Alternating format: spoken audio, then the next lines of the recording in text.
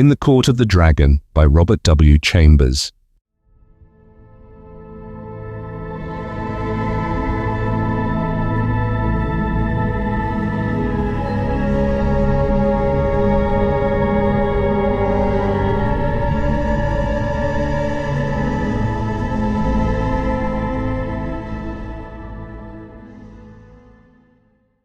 O thou who burn'st in heart for those who burn in hell, whose fires thyself shall feed in turn, how long be crying, mercy on them, God? Why, who art thou to teach and he to learn? In the church of St. Barnabé, Vespers were over. The clergy left the altar, the little choir boys flocked across the chancel and settled in the stalls. A Suisse in rich uniform marched down the south aisle, sounding his staff at every fourth step on the stone pavement. Behind him came that eloquent preacher and good man, Monseigneur C. My chair was near the chancel rail. I now turned toward the west end of the church. The other people between the altar and the pulpit turned too. There was a little scraping and rustling while the congregation seated itself again. The preacher mounted the pulpit stairs, and the organ voluntary ceased. I had always found the organ playing at St. Barnabé highly interesting. Learned and scientific it was, too much so for my small knowledge, but expressing a vivid, if cold, intelligence. Moreover, it possessed the French quality of taste. Taste reigned supreme, self-controlled, dignified, and reticent. Today, however, from the first chord I had felt a change for the worse, a sinister change. During Vespers it had been chiefly the chancel organ which supported the beautiful choir, but now and again, quite wantonly as it seemed, from the west gallery where the great organ stands, a heavy hand had struck across the church at the serene peace of those clear voices. It was something more than harsh and dissonant, and it betrayed no lack of skill. As it recurred again and again, it set me thinking of what my architect's books say about the custom, in early times, to consecrate the choir as soon as it was built, and that the nave, being finished sometimes half a century later, often did not get any blessing at all.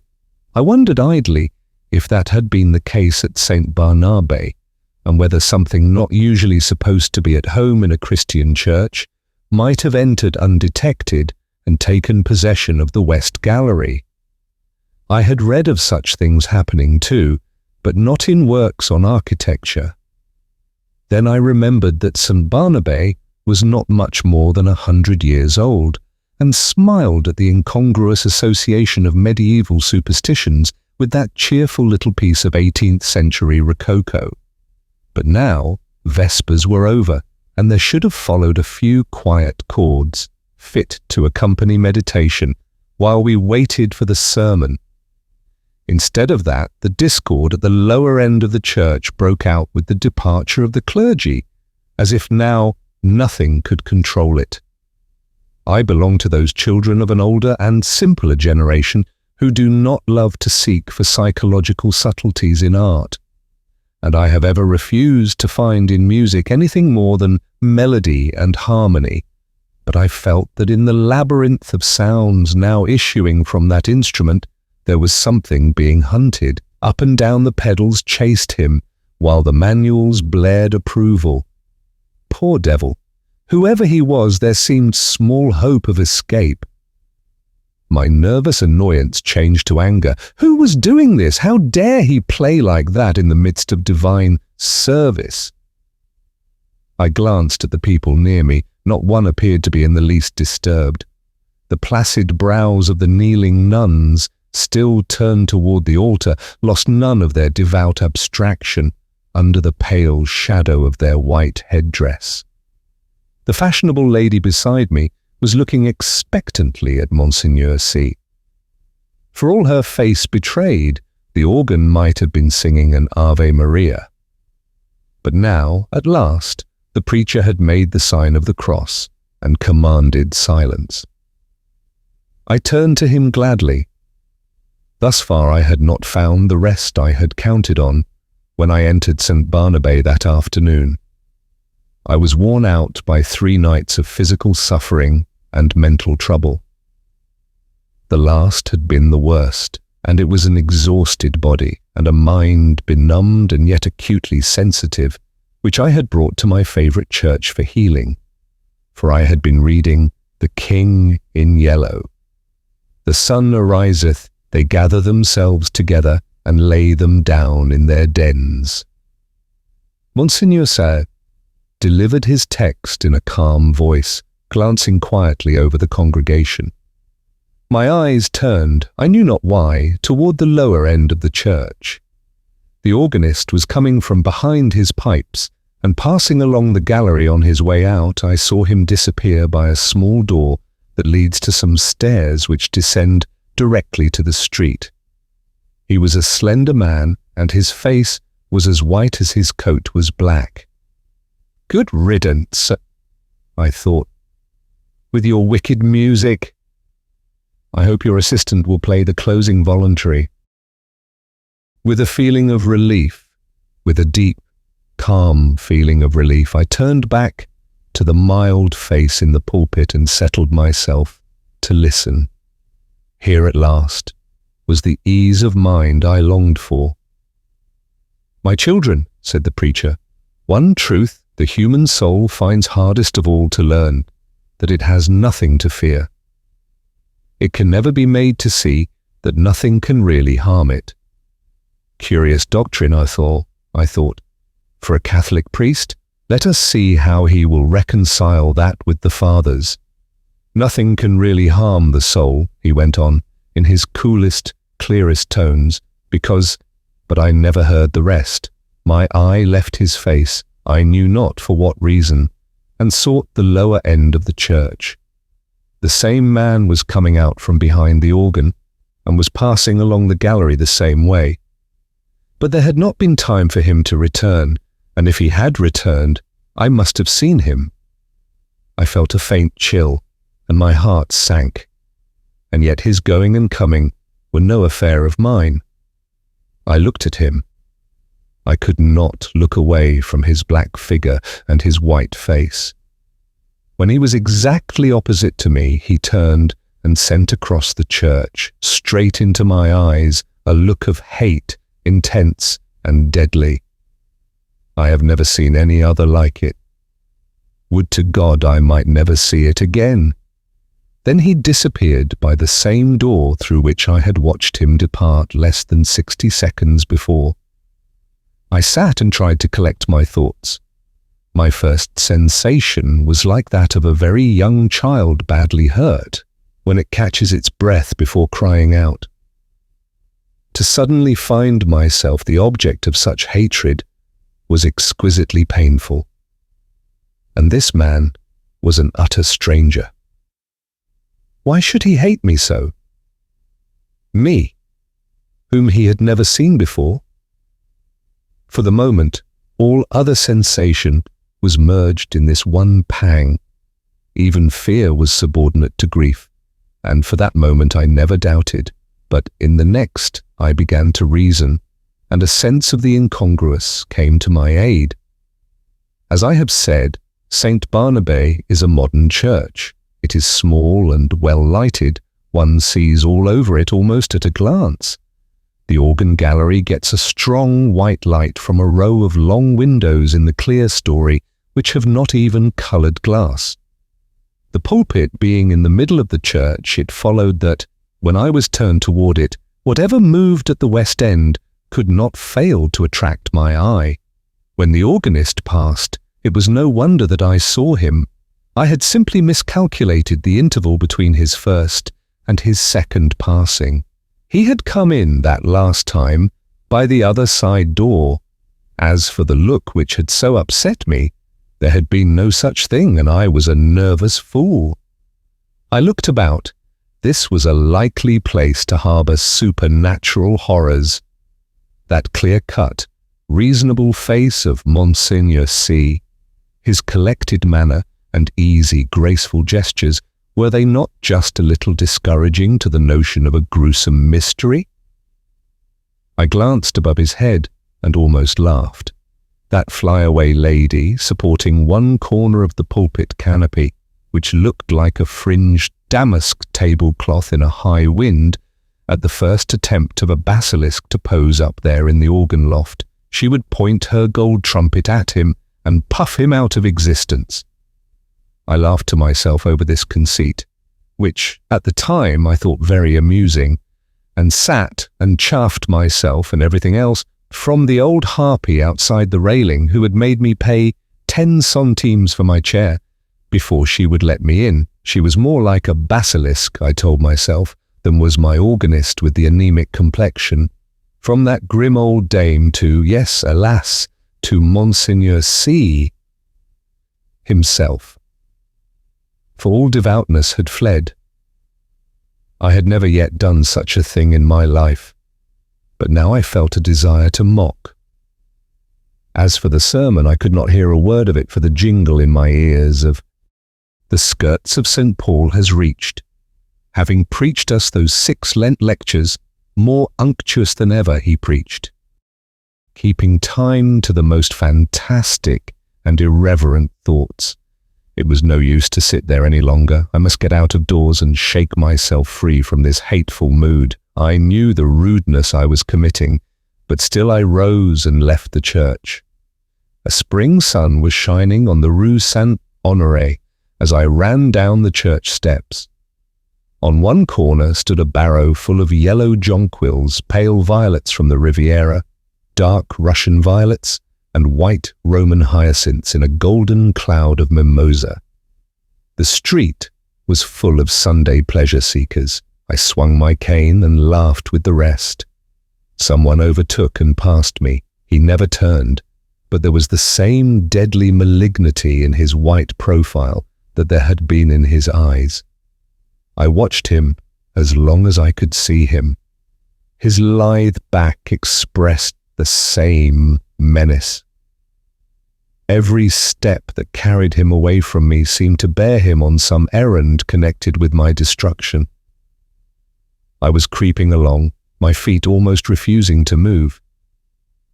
There began to dawn in me a sense of responsibility for something long forgotten. It began to seem as if I deserved that which he threatened. It reached a long way back. A long, long way back. It had lain dormant all these years. It was there, though, and presently it would rise and confront me. But I would try to escape, and I stumbled as best I could into the Rue de Rivoli, across the Place de la Concorde and on to the quay. I looked with sick eyes upon the sun, shining through the white foam of the fountain, pouring over the backs of the dusky bronze river gods on the faraway arc. A structure of amethyst mist, on the countless vistas of grey stems and bare branches faintly green. Then I saw him again coming down one of the chestnut alleys of the Cours la Reine. I left the riverside, plunged blindly across to the Champs-Élysées, and turned toward the Arc. The setting sun was sending its rays along the green sward of the Rond Point. In the full glow he sat on a bench, children and young mothers all about him. He was nothing but a Sunday lounger, like the others, like myself. I said the words almost aloud, and all the while I gazed on the malignant hatred of his face, but he was not looking at me. I crept past and dragged my leaden feet up the avenue. I knew that every time I met him brought him nearer to the accomplishment of his purpose and my fate. And still, I tried to save myself. The last rays of sunset were pouring through the great arc. I passed under it and met him face to face. I had left him far down the Champs-Élysées, and yet he came in with a stream of people who were returning from the Bois de Boulogne. He came so close that he brushed me. His slender frame felt like iron inside its loose black covering. He showed no signs of haste, nor of fatigue, nor of any human feeling. His whole being expressed but one thing, the will and the power to work me evil. In anguish I watched him, where he went down the broad, crowded avenue that was all flashing with wheels and the trappings of horses and the helmets of the Garde Républicaine.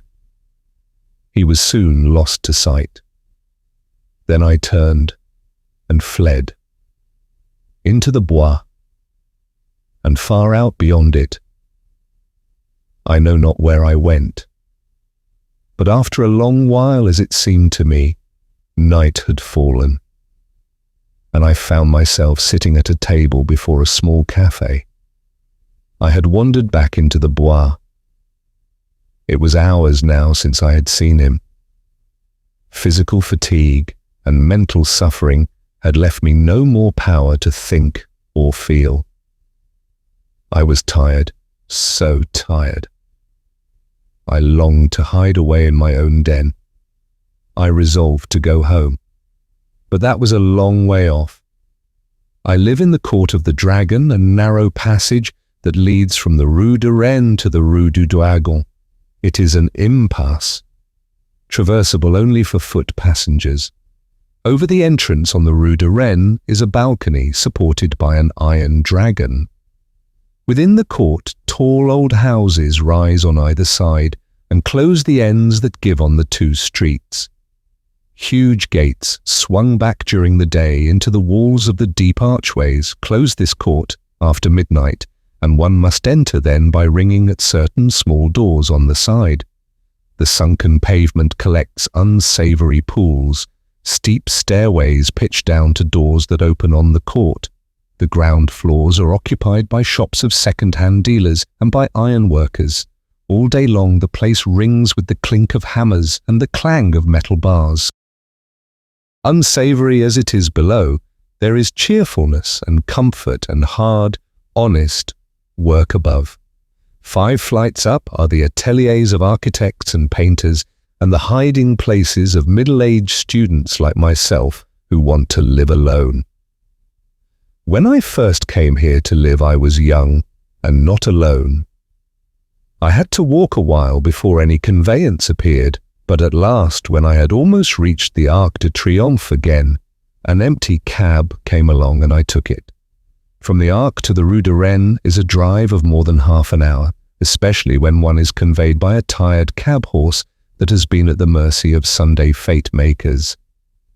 There had been time before I passed under the dragon's wings to meet my enemy over and over again, but I never saw him once, and now refuge was close at hand. Before the wide gateway, a small mob of children were playing. Our concierge and his wife walked about among them with their black poodle, keeping order. Some couples were waltzing on the sidewalk. I returned their greetings and hurried in. All the inhabitants of the court had trooped out into the street. The place was quite deserted, lighted by a few lanterns hung high up in which the gas burned dimly. My apartment was at the top of a house, halfway down the court, reached by a staircase that descended almost into the street, with only a bit of passageway intervening.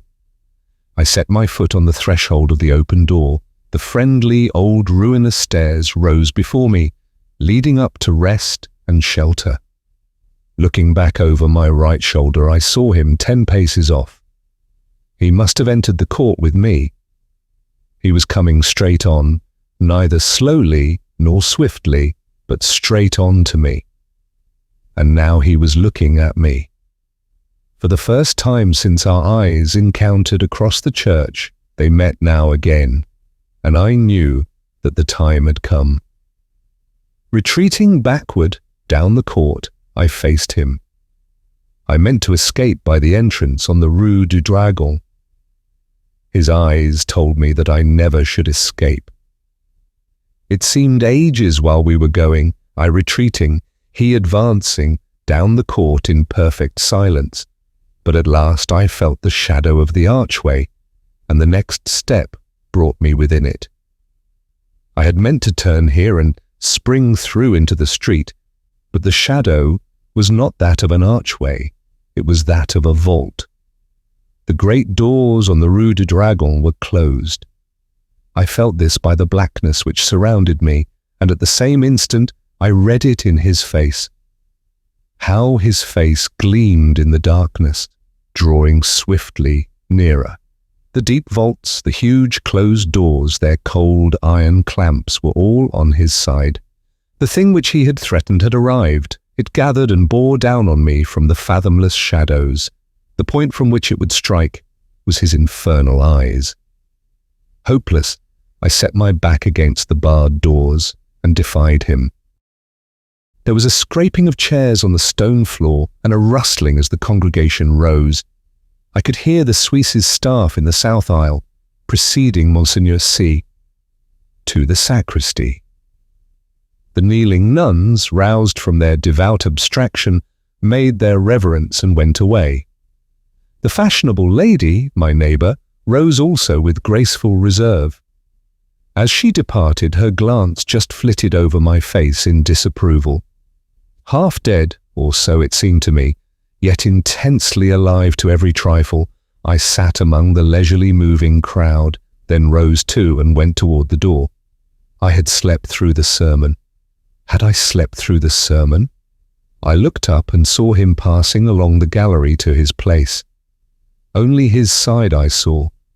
The thin, bent arm in its black covering looked like one of those devilish, nameless instruments which lie in the disused torture chambers of medieval castles. But I had escaped him, though his eyes had said I should not. Had I escaped him? That which gave him the power over me came back out of oblivion where I had hoped to keep it. For I knew him now. Death and the awful abode of lost souls, whither my weakness long ago had sent him, they had changed him for every other eye, but not for mine. I had recognized him almost from the first. I had never doubted what he was come to do. And now I knew that while my body sat safe in the cheerful little church, he had been hunting my soul in the court of the dragon. I crept to the door. The organ broke out overhead. With a blare, a dazzling light filled the church, blotting the altar from my eyes. The people faded away, the arches, the vaulted roof vanished. I raised my seared eyes to the fathomless glare, and I saw the black stars hanging in the heavens, and the wet winds from the lake of Halley chilled my face. And now, far away, over leagues of tossing cloud waves, I saw the moon dripping with spray. And beyond, the towers of Carcosa rose behind the moon. Death and the awful abode of lost souls, whither my weakness long ago had sent him, had changed him for every other eye but mine. And now I heard his voice, rising, swelling, thundering through the flaring light, and as I fell, the radiance increasing, poured over me in waves of flame. Then I sank into the depths, and I heard the King in Yellow whispering to my soul, "It is a fearful thing to fall into the hands of the living God."